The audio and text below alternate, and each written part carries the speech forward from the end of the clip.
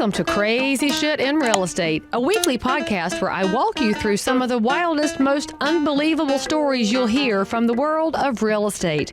If you like real estate and you love crazy, this is the podcast for you. Before we get any further into this episode, I've got some information to share. This episode is sponsored by Follow Up Boss, one of the leading CRMs, client relationship managers for residential real estate.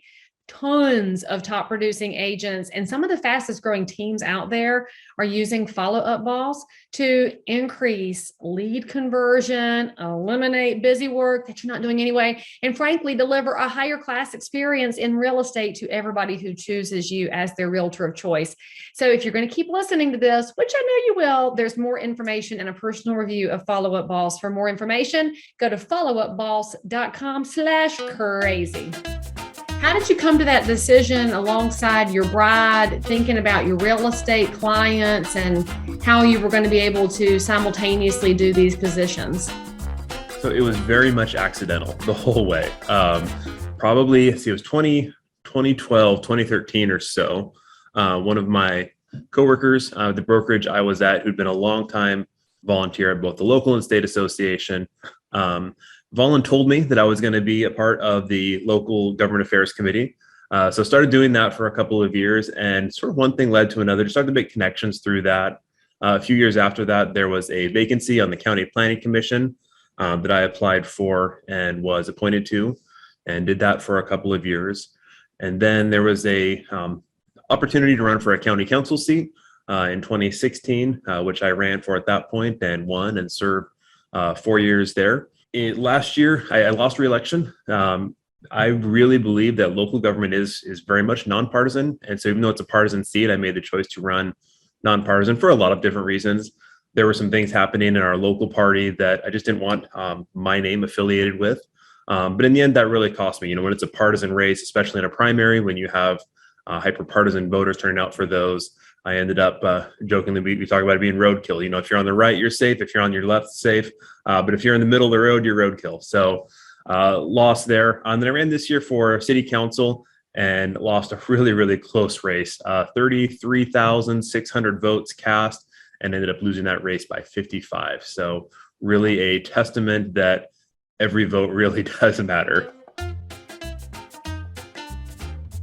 Okay, so I told y'all that I would do a review of Follow Up Boss, you know, because I'm your friend in real estate, and I did. Now, you know, there's a blue million CRM out there. I mean, if you go to any Facebook group, every realtor's like, which one should I use? Which one should I use? And you know that these CRM, which are client relationship managers or customer relationship manager, whatever you want to call it, it's truly a system that's just designed to help you know what to do next, because you're very busy and you're a multitasker in real estate with all those different tasks and balls up in the air. You need something to help you stay on track, and that's what Follow Up Boss does. Now, this cell phone, not a CRM, y'all. When you save a name and a phone number in there, that is basically a Rolodex. Follow Up Boss is going to take the names and phone numbers and also help you know what to do next, so you can maintain these relationships with your neighbors. Because that's what this is about. Real estate is not about serving just prospects and clients. It's about taking great care of your neighbors' needs in real estate. And if you'll use a tool like Follow Up Boss, where they remember you, they might even call you when they're ready to buy or sell again, or when their mom and daddy do, or their best friend or their kid, and you want to be top of mind, that's what a product like Follow Up Boss will do for you.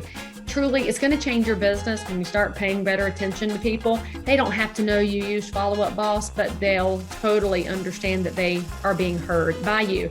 So now there's a free trial for my people because you're loved. Go to followupboss.com/crazy. No credit card is required.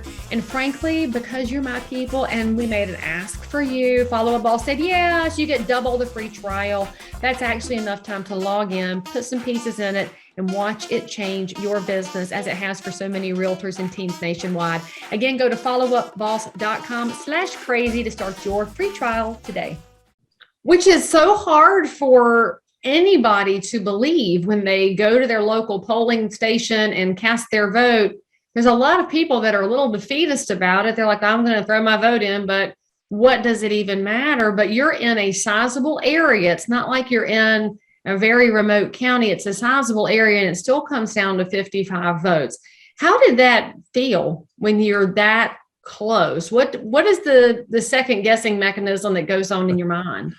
Well, and it's even harder than that because we vote by mail in Washington. I have voted by mail for the last 15 years. And so when you think about election night and you think about watching like the national elections where it's every half hour you're getting updates and you're saying, okay, Republicans took this seat and Democrats took this seat, who's going to control the House, that suspense and that drama. In Washington, that plays out over a full week. And so they released an initial count of ballots on Tuesday night, election night. And I had a lead of 350 votes or so on election night. But then every day between 4 and 5 o'clock, they released the newest counts. And during that time, my lead of 350 went down to 150 and then went down to 70 and then went back up to 150 on Friday. And so I went into the weekend feeling pretty optimistic with a 150 vote lead. And that the last count on the Monday after. So now this is 6 days after the election was, in theory over. 6 days later, the final counts really come out. And the lead was down to, the lead flipped. My opponent had me by 51 votes. So that then led to election phase 2, which is chasing ballots. So because everyone votes by mail, there's ballots that come in where signatures either don't match or it's just not clear if they match or not. So the county elections office puts out a list that candidates or anyone can get of here's the 350 votes that weren't counted. And so we started calling those folks and saying, hey, we're doing a post-election, follow-up poll. Who'd you vote for in the last election, John Blom or my opponent? And so hang on a minute. They published the list of uncertain ballots and anybody can call them? Yep, you can request it from the auditor's office and get the list. So we would call, and if they said they were a vote for me, then we let them know that, hey, did you know that there was an issue with your signature? Can we send a volunteer out to pick up your ballot? So we chased ballots for about a week and a half. To our local government's credit, they actually did a really good job of doing their own follow-up with election staff.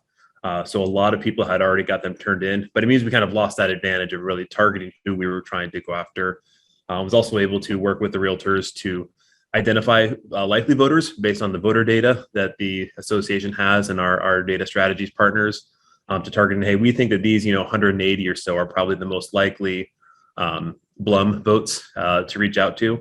So a lot of us really target our effort there. So in the end, ended up being about a wash in terms of the number of ballots that we were able to fix. But it's still, it's fun. It's democracy in action, going out and helping people get their vote counted. And, some were obviously for me and some, probably weren't in the end, but it was good to be a part of that, the democratic process. Okay, now don't forget to go try Follow Up Boss so that your business can continue to expand in professionalism and then you can meet some more crazy people yourself.